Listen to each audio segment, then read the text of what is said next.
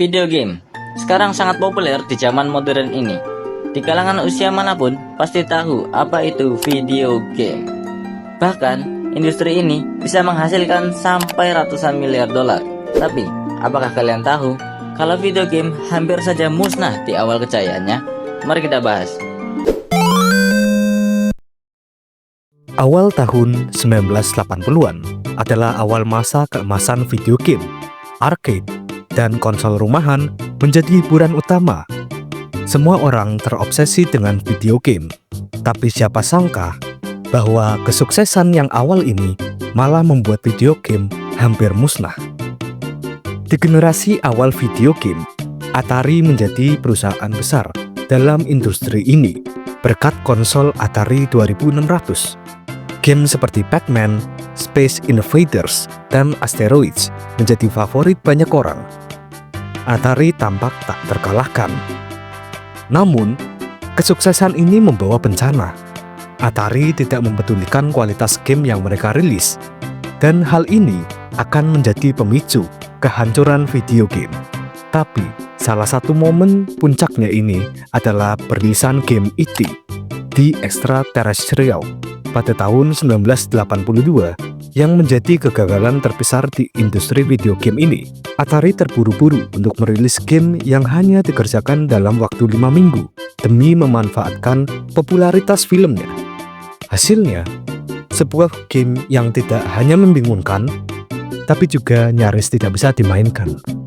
Kegagalan E.T. begitu besar hingga Atari mengalami kerugian besar. Ratusan ribu cartridge E.T. akhirnya dibuang ke tempat pembuangan sampah di New Mexico. Sebuah peristiwa yang menjadi simbol kegagalan besar Atari. Namun, E.T. hanya sebagian kecil dari masalah yang lebih besar. Di awal 80-an, industri game dibanjiri dengan game berkualitas rendah yang dirilis oleh banyak perusahaan tanpa kontrol kualitas. Hal ini membuat kepercayaan konsumen terhadap game turun drastis. Banyak orang merasa ditipu dan mereka mulai menjauh dari video game. Pada tahun 1983, penjualan video game merosot tajam dari nilai pasar lebih dari 3 miliar dolar di tahun 1982. Industri ini jatuh bebas hingga hanya mencapai 100 juta dolar pada 1985. Banyak perusahaan gulung tikar dan masa depan video game tampak suram. Tapi, titik balik datang pada tahun 1985 ketika Nintendo merilis Famicom yang kemudian jadi Nintendo Entertainment System atau NES ketika rilis di Amerika Utara.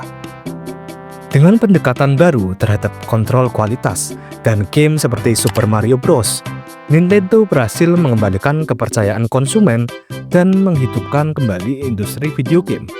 Nintendo menggunakan strategi yang berbeda dari Atari dan perusahaan video game lain. Mereka menerapkan kebijakan untuk menjaga kualitas game mereka. Hasilnya, mereka dapat diterima dan menyelamatkan video game dari kehancuran. Beberapa seri atau franchise video game seperti Metroid Prime, Kirby, Super Mario, dan Legend of Zelda muncul karena Nintendo, dan hingga saat ini menjadi salah satu seri game terbaik di dunia. Jadi itulah guys, sejarah Great Video Game Crash yang hampir menghancurkan industri video game. Jadi apa pendapat kalian tentang ini? Tulis saja di komen. Jangan lupa like dan subscribe jika kalian menyukai konten ini. See you guys in the next video.